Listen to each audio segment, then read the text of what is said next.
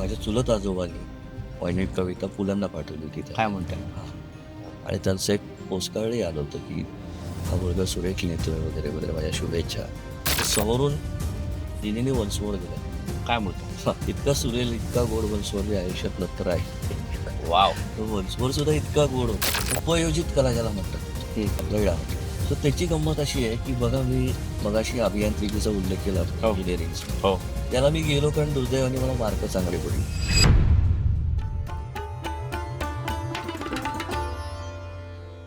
तर तुमच्या त्या क्रिएटिव्ह वर्ल्डमध्ये तुमच्या फॅमिलीचा किती हातभार आहे? एक तर समजलं की बॅकग्राऊंड वडील आजोबा, हो. त्यांचा तर मोठा DNA तुम्हाला दिला त्यांनी. बरोबर. पण आता जी तुमची फॅमिली, तुमच्या मिसेस आहेत, तुमची मुलगी आहे, हा. त्यांचा किती हातभार आहे या क्रिएटिव्हिटीमध्ये? सृजनशीलता ज्याला आपण म्हणतो, सुचणं किंवा अस्वस्थता असते, या सगळ्या प्रवासात कलाकार हा अत्यंत एकटा असतो त्या क्षेत्रात. पण जर असं झालं की तो अस्वस्थ आहे हे संवेदनशीलतेने समजून घेणारी जर तुमच्या आजूबाजूला असतील, ओके. तर त्या कलाकाराचं जगणं खूप सुकर होतं. आणि या बाबतीमध्ये मी 100% क्रेडिट सोनियाला दे. एकतर कवितेच्या निमित्तानेच आम्ही भेटलो. हो हो. माझ्यावर प्रेम बसण्या अगोदर कदाचित त्या कवितेच्याच प्रेमात होती ती. तर त्यामुळे त्या विषयावरती पण यायचंय आम्हाला. ते कवितेविषयीचं प्रेम तिचं अजूनही तितकंच आहे. ते कुठे अर्ध्यात तुटू नये. म्हणजे त्यासाठीचं जे फ्रीडम आहे ते मला सुदैवाने पहिल्यापासून खूप मिळालेलं आहे. आणि त्यासाठी एक मुळात काय आहे की घरामधली स्त्री जी असते तिचा जॉब जो 24 आवर्स जॉब आपण म्हणतो, तर ते तर हॅट्स ऑफच प्रकरण आहे. स्त्री हा एक वेगळाच, त्यामुळे देवाने ते खूप वेगळी वेगळीच घडण घडवलेली आहे. कधी कधी तुकारामांचा तो अभंग आहे ना की मऊ मेळावून आम्ही विष्णुत असो, कठीण वज्राचं भेद व्हायचे. तर हे मेळावून मऊ असणं आणि वज्रावून कठीण असणं हो. हे स्त्रीमध्येच होऊ शकतं. हो. पुरुष हा प्रसंगी फिजिकली असं वाटतो आपल्याला स्ट्रॉंग वगैरे, पण फिजिकली सुद्धा आपण बघतो बाई किंवा स्त्री इतकी चिवट स्ट्रॉंग इन ऑल रिस्पेक्ट. आणि माझ्या बाबतीमध्ये फॉर्च्युनेटली खरोखरच असं झालं. एक अगदी म्हणजे ज्यावेळेला, कारण मुळात काय झालं की ना, तुमच्यावरती जेव्हा प्रेशर नसतं सांसारिक गोष्टींचं, त्यावेळेला तुम्ही बऱ्यापैकी रिलॅक्स. म्हणजे जर असं काही घ्यायचं की बाबा मला हीच गाडी घ्यायची, असं घ्यायचंय, म्हणजे आम्ही दोघेही आता पण जिथून आलो त्याच रस्त्यावरती, आपण चौकापर्यंतचा जो रस्ता आहे हो. त्या रस्त्यावरती आम्ही दोघे जण राहायचो. विशालवार पेठेत राहायचो, नातूवाड्यात, आणि तिथे नारायण पेठेमध्ये राहायचो. ओके. म्हणजे लहानपणी वगैरे कधी भेट झाली नाही. कॉलेजमध्ये, ती कॉलेजमध्ये असताना अच्छा. झाली. पण सांगायचा मुद्दा की आम्ही इथे मोठे झालेलो आहोत. तर इथले संस्कार आमच्यावरती आहेत. आणि इथले संस्कार जे आहेत हे कधी हव्यासाचे संस्कार नव्हते. खरी गोष्ट आहे. कारण अत्यंत कमी पगारामध्ये, कमी पैशामध्ये माझ्या आजोबाच्या घरी चुलत कोणी येऊन राहिलेले आहेत. आणि ही सगळी मंडळी अत्यंत मजेत असलेली मी बघितलेली आहे. हो. त्या संस्कारात मी वाढलेलो आहे की तुम्ही आनंदी राहण्यासाठी पैसा लागतोच असं नाही. पैशाचं महत्त्व कमी नाही, परंतु पैसा हे एकमेव नाही. याचे मी परत म्हणतो की आनंद खूप मोठा होता. हो. की जेवायला फक्त कदाचित खिचडी असेल, पण सगळ्यांनी एकत्र बसून जेवताना जे काही हा व्हायचं, मजा होती. आणि मजा ती वेगळीच होती. मित्र, आजोबांचे मित्र हे असे जाता काय नाही, आलो तो इकडे, आलो काही म्हणजे फोन नाही किंवा येणार आहोत नाही, येऊ का नाही, आलो, भेटला तो उत्तम, गप्पा झाल्या, आणि हे वेलकम असायचं. आता ते होऊ शकत. आता नाही होऊ शकत. पण सांगायचा मुद्दा की ही मूल्य माझ्या मनामध्ये पहिल्यापासून होती. म्हणजे माझ्या काय म्हणतात की समृद्धतेची व्याख्या अशी होती पैशाच्या बाबतीत, मला कोणी पोसू नये, मी कलाकार आहे म्हणून माझी जबाबदारी घ्या, मला खायला प्यायला घाला, हे नव्हतं माझ्या मते. 2 वेळेला खायला मिळावं, पुस्तकं मला विकत घेता यावी. अच्छा, एवढी सिंपल एवढी डेफिनेशन. सिंपल होती. मला कुठलाही 2 BHK हवाय का बंगला हवाय हे असं काही मी विचारही केला नव्हता. म्हणजे अनेकदा असं म्हणतात की स्वप्न तुमची मोठी ठेवा, हे करा. त्या बाबतीत मी अत्यंत अयोग्य मनुष्य आहे. मी अगदी कबूल करतो. आपला चांगला वाईट भाग हा प्रत्येकाने आपापल्या याच्यानुसार जोखा, हे मी सांगतो. पण मी खरोखर आता मगाशी मी बोललो ना की स्वप्नांच्या पाठी आत्ताच्या 4 वळी वाचल्या बघा. हो हो. ते त्याच्यावरतीच होतं मी पूर्णपणे. स्वप्नांच्या पाठीमागे धावलोच नाही. तुम्ही कंटेंट, बी कंटेंट, बी हंबल. म्हणजे मला छान वाटतं आहे. मला हे पुस्तक वाचून मजा आली. मी आज मस्तपैकी खिचडी खाल्ली, मी आज मस्त फिरायला गेलो. हो. बस इथे आमच्या, आणि सुदैवाने आमच्या दोघांची सम या बाबतीमध्ये अजूनही एकत्र पडते. की ज्याला आपण तथाकथित संपत्ती, वैभव, बँक बॅलन्स हे म्हणतो, याच्याविषयी कधी फिकीर केली नाही. हो. म्हणजे ज्यावेळेला मी कॉलेजच्या शेवटच्या दिवसामध्ये नोकरीला लागलो, ऑब्व्हियसली मी त्याला ट्रेनी होतो, पगार कमी होता. आमचा बालविवाह झाला जवळजवळ, कारण मी 24 वर्षाचा होतो, ती 21 वर्षाची. बापरे. तर आणि मग आम्ही एकत्र राहायचो. आणि मग धमाल वेगळीच असते ना की अगदी म्हणजे शेवटचे 15 रुपये उरलेत आणि रात्री चायनीज खायची लहर आली. तर चायनीजचे गाडे लागायचे. हो. चल खाऊया. म्हणजे अनेकदा घरामध्ये रात्री एकही पैसा नाहीये, 1 रुपया सुद्धा नाहीये, आठवू द्या मी. आणि ते शेअरिंग खूप महत्वाचं आहे. तुम्ही तेही दिवस बघितलेले असतात, त्याच्यानंतर तुम्हाला सुदैवाने चांगले दिवस यायला लागतात, त्याही वेळेचं वेगळं असतं. तर माझ्या सुदैवाने ती तशीच आहे अजूनही. कंटेंट आणि कॉन्फिडन्स दोन्ही आवश्यक आहे ना मग त्याच्यामध्ये. आणि सुटसुटीत व्याख्या सुखाची, की मला पुढच्या 10 वर्षाची 20 वर्षाची ददात नाहीये. हे तसं झालं तरच मी, किंवा माझ्याकडे एवढे पैसे आहेत तरच मी सुखी आहे, हे नव्हतं. सुख आहे त्या क्षणामध्ये, तिथे. बघा आज मी तुमच्याशी गप्पा मारत हिंडतोय, मजा आहे. वेगळं आज एक वेगळंच चित्र आलंय आजच्या कॅलेंडरवर माझं. कुठे गावाला जातो, इकडे जातो, आम्ही भटकायला जातो. म्हणजे मला अनेक जण म्हणतात आमच्या क्षेत्रामध्ये, तू कसला जातोस एकदम निघून. म्हटलं जातो कारण म्हटलं मी कार्यक्रम करण्यासाठी सगळं माझं अस्तित्व एकवटून सगळ्या इच्छा मारून मी नाहीच करत असं. म्हणजे तुम्हाला असं बांधून ठेवू शकत म्हणजे नाही. कार्यक्रम हा सुद्धा आनंदाचा भाग असला पाहिजे, त्याचं ओझंही व्हायला पाहिजे. खरी गोष्ट. इतपतच मी कार्यक्रम करीन. आणि प्रत्येकाची टेंडन्सी वेगळी आहे. कोणाला महिन्याला 20-20 कार्यक्रम करायला आवडतं, कोणाला 2च आवडतं. तो पिंडाचा भाग आहे, तुम्हाला काय आवडतं ते. पुण्यामध्ये जर तुम्हाला विचार करायला बसायचं म्हटलं किंवा नाही आता तर तुम्हाला शांतपणे बसायचं करायचंय, तर असे कोणती जागा आहे जिथे जाऊन तुम्ही चहा किंवा कॉफी पिऊन प्यायला बसूया? नाही अशी कुठलीच नाही. अच्छा, पुण्यामध्ये तुम्ही असं काही करत नाही किंवा पुढेच काही करत नाही? तेच अशी जागा नाहीये की आता लिहायचं तर तिथे जाऊन बसायचं. कारण एकतर जेव्हा सुचतं तेव्हा कुठे सुचेल सांगता येत नाही. आणि ते सुचल्यानंतर देर इज नो स्टॉपिंग. मग माझ्या आजूबाजूला काही चालू आहे किंवा हे आहे असं काहीच नाही. म्हणजे कुठेही कविता सुचलेली आहे, कुठेही लिहिलेली आहे. हे कुठेही म्हणल्यानंतर जे जे तुमच्या डोक्यात येईल ते सगळं.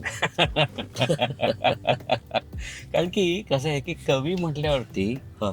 एक अशी कल्पना असते की हा माणूस सिगरेट फुकतोय, हा. केस विंचरलेले नाहीयेत हो.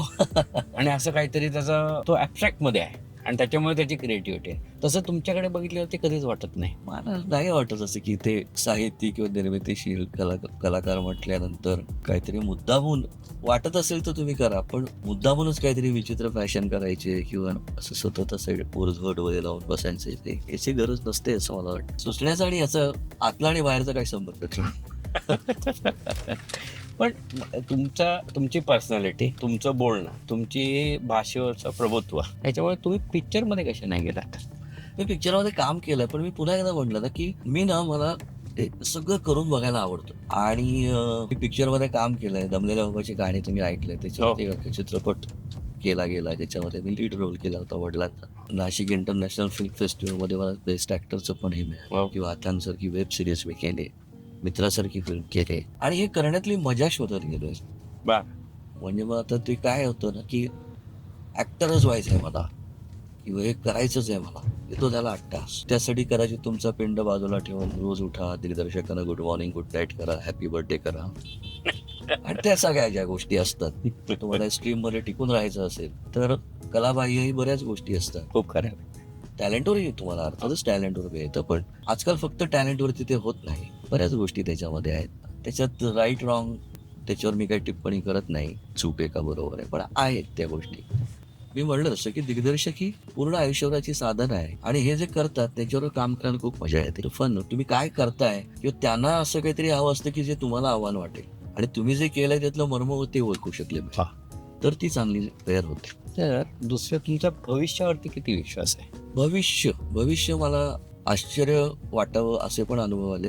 मी खूप सांभाळून उत्तर द्या, कारण मी वेगळा प्रश्न विचारणार आहे. हो, there must be a science. दुसरी गोष्ट अशी आहे की माझ्याकडे खूप अद्ययावत, अत्यंत भरपूर फंक्शन असलेला, हजारो फंक्शन असलेला फोन आहे किंवा लॅपटॉप आहे. मला त्यातलं किती वापरता येते त्याच्यावरती तो माणूस ठरतो. लॅपटॉप तो लॅपटॉपच आहे, शास्त्र तर शास्त्रच आहे. त्यात तुम्हाला किती तुम्ही पारंगत आहात, किती अभ्यास केलाय, त्याच्यावरती त्याची अचूकता ठरत जाते. तर असा जो कोणी जे मला भेटले, त्यांनी जे काही प्रिडिक्शन्स केली ती माझ्या बाबतीत खरी झाली, त्यामुळे माझा विश्वास आहे, पण न झालेली सुद्धा आहे. नाही, कारण की मध्ये मी एक पुण्याचा खूप प्रसिद्ध न्यूजपेपर ओपन केला आणि त्याच्यावरती वाढदिवसाचे येतात, लोकांचे फोटो येतात सगळे एकत्र. तर तुम्ही तुमचा बर्थडे अतिशय 2 एक्स्ट्रीमेंटच्या लोकांशी शेअर करता.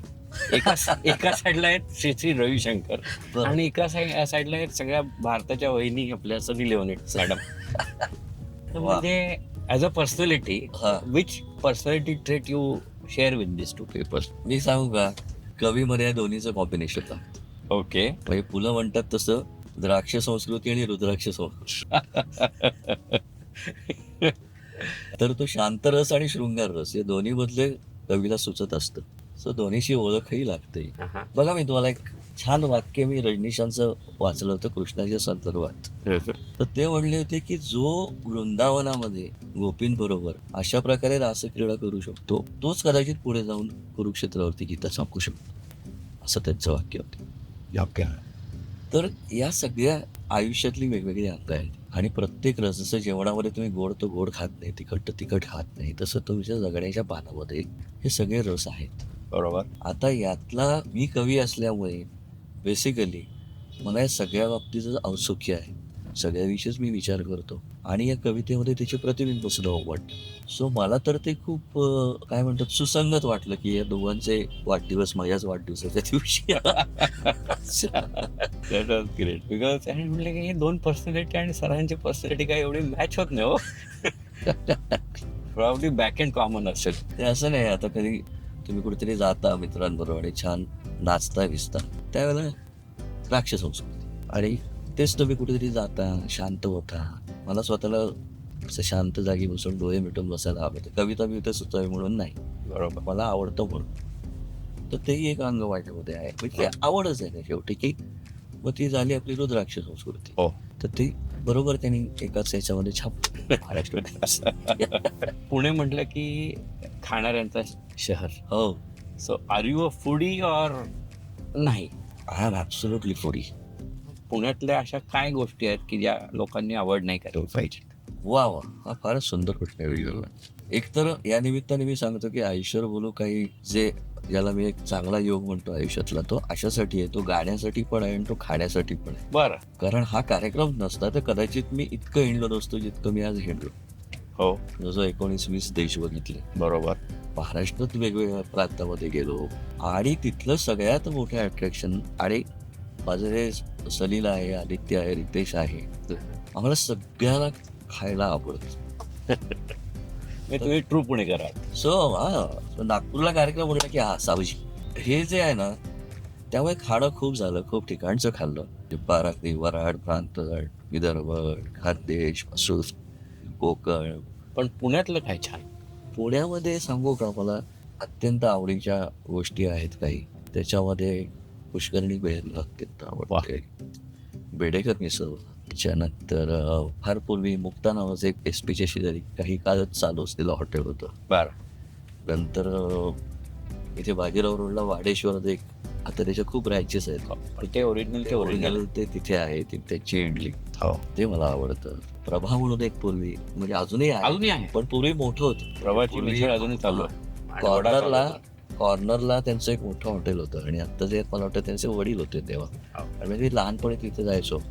तर तिथली उपासाची बटाट्याची भाजी, तर तिथली कचोरी फार फेमस होती. आता कचोरी मिळत नाही, पण ती कचोरी म्हणजे तशी चव मी नंतर कुठेही खाल्ली नाही. वडा त्यांचा प्रसिद्ध आहे. तर या गोष्टी तर आहेतच. आणि सध्याने आता पुण्यामध्ये खूप वेगवेगळ्या गोष्टी येतात सुद्धा नवीन.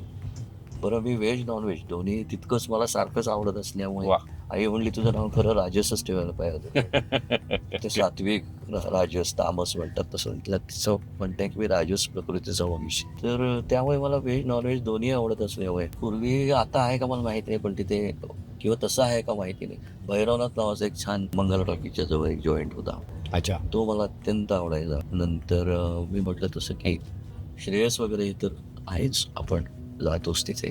नॉनव्हेज म्हणायला तर हे जे गोवन फूड देतात सगळे, ते आपलं वेर्णेकर आहे, त्याच्यामध्ये खेवा, आपले गुरु सावत आहेत, आणि आता नवीन नवीन पण खूप येत आहेत. फिश करी अँड राईस ते मला अत्यंत आवडतं. सुधीर वडचे प्रसिद्ध नाट्य निर्माते होते, ते असे खिलानेवाले होते. बरं. त्यांनी ते सुरू केलेलं रेस्टॉरंट चेन आहे. आता पुण्यामध्ये पण त्याच्या 2-3 शाखा आहेत. तर तिथे जायला मला आवडतं. अजूनही खाण्याविषयीची उत्सुकता मावळलेली नाही माझी, की नवीन काही मिळालं की जाऊन. आणि डज फूड इन्स्पायर युअर कविता?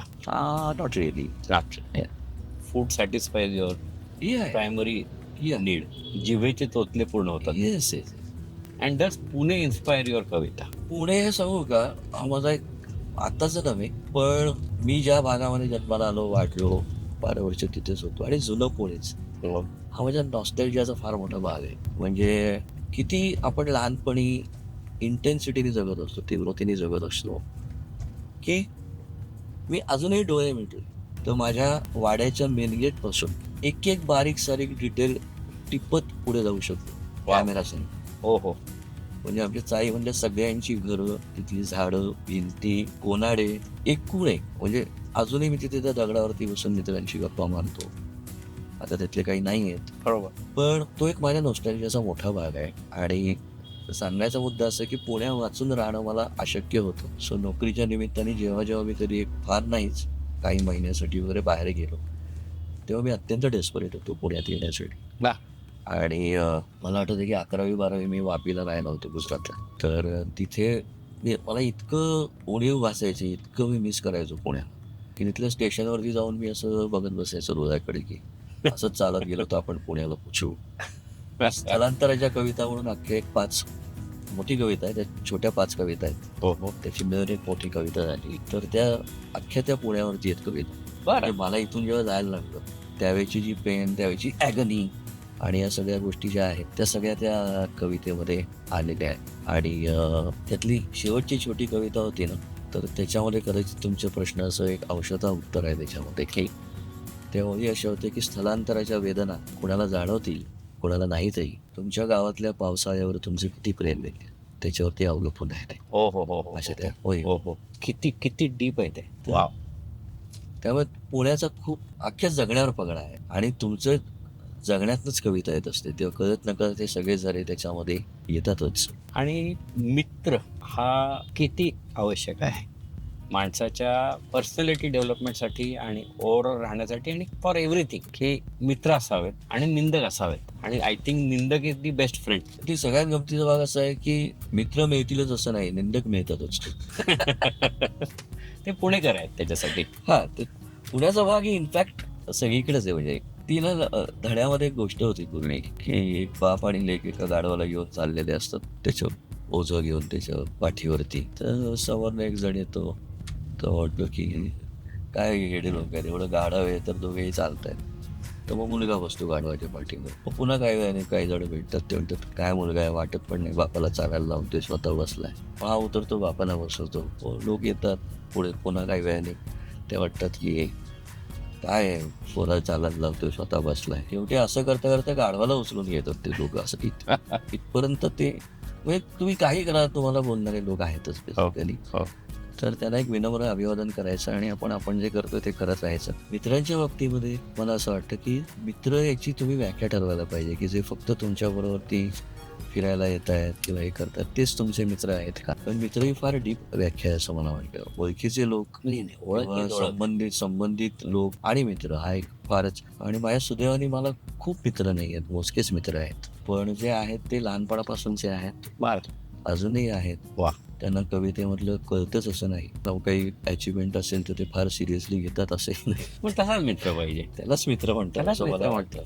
मित्र तो तुमच्या चांगल्यासाठी काही करत नसतो. हा, म्हणजे तुम्ही ट्रेकिंगला गेल्यानंतर तुम्हाला फिल्मफेअर मिळालंय का वगैरे असं काही न करता तेवढी भांडी घासून हा असं जो तुम्हाला सांगू शकतो तोच मित्र आहे. आणि त्याच्यातच खरी मजा आहे असं मला वाटतं. जिथे तुम्ही खरे असता, जिथे तुम्ही 100% तुमचे तुम्ही असता, असू शकता कम्फर्टेबली, बरोबर, ती जागा म्हणजे मित्र. खूप महत्वाची आहे. खूप महत्वाची, निश्चितच. म्हणजे हे जे सकायट्रिस्ट सांगतात सगळे की डायरी लिहा, अमुक करा तमुक करा, तर 2-3 चांगले मित्र असतील तर तुम्हाला मानसिक रोग व्हायची शक्यता अजिबातच नसते. असं ते कथारसिस होऊनच जातं. बरं, ते तुम्हाला जमिनीवर ठेवायचं महत्वाचं काम करतात. पाण उतारा करतात. एक जुनी खानावळ होती पुण्यामध्ये, तर नाव मी घेत नाही. तिथे आम्ही सगळे एवढ्यासाठी जायचो की तिथे पाण उतारा करून घ्यायचा असं. मला माहिती आहे तुम्ही कोणते म्हणतो. मलाही झालेला आहे की ते तुम्हाला जमिनीवरती ठेवतं, म्हणजे तुम्ही जमिनीवरती बसा आणि जेवा आणि निघा. तशा जागा पुण्यामध्येच आहेत. हो. आणि पुणेरी माणूस हा रोखोक त्याच्यासाठीच आहे. मी एकदा चटणी मागितली होती, जी जनरली इडली बरोबर दिली जायची. सॉरी, उलट थालीपीठाबरोबर दिली जायची एक चटणी. ते मी इडली बरोबर चुकून मागितली. तर ते म्हणले नाही, आम्ही नाही देणार. म्हणलं मी असंच नाही मागायचं, काहीतरी चार्ज लावतो. नाही, पण ती याच्यावर खायचीच नसते. पण मला खायचं तरी नाही. नाही अलाउड नाही, हे चालत नाही. चालत नाही. आणि तसंच अजून एक रेस्टॉरंट आहे पिंपरी चिंचवडमध्ये, हा. थाळी रेस्टॉरंट आहे. हा. आपण आपल्या सिस्टीम प्रमाणे आपण थाळी ऍडजस्ट करतो ना. तिथे जे मालक आहेत ते तर ती परत थाळी त्यांच्या पद्धतीने करतात. 4 वेळा झाल्यानंतर तुम्ही म्हणता राहून द्या अशी मी जेवतो. हे फक्त पुण्यात होऊ शकतो. ते येतात आता ते असेच नाही येते. आणि त्यांना विचारलं मी, माझ्या वाढप्याला ते सोपं पडतं. अच्छा. त्याला ती भाजीची वाटी कुठे आहे, वरणाची वाटी कुठे, ते बसलं शोधायला घ्यायचं. नाही लागत. त्याचं बसतं गणित.